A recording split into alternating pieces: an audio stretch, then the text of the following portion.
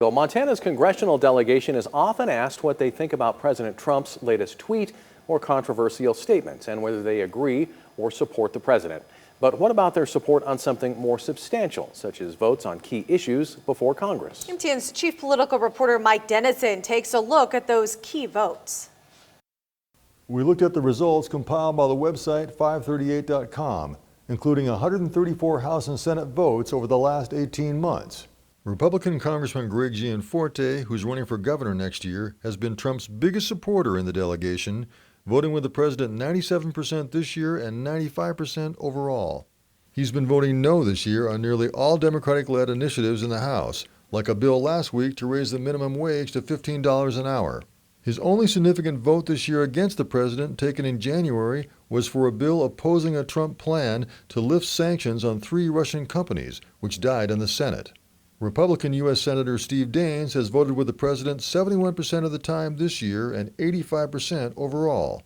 This year, Daines opposed Trump several times on foreign policy. He too supported the Russian sanction bill that failed, and he voted for a bill to end U.S. aid to Saudi Arabia in the Yemen civil war, and the failed attempt to override a Trump veto on the same bill. But he's been a loyal supporter of the president on many issues, such as restricting abortion, repealing regulations, and confirming Trump's nominees to the cabinet and U.S. Supreme Court.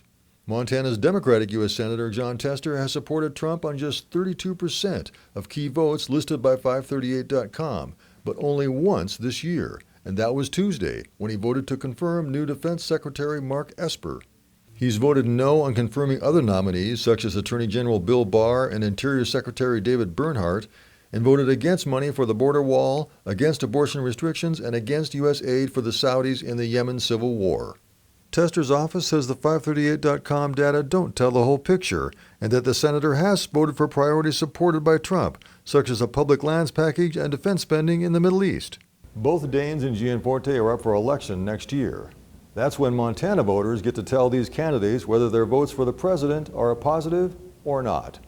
Reporting from Helena, Mike Dennison, MTN News. If you'd like to see all of the votes and how our delegation voted with the president, take a look at Mike Dennison's story on our website.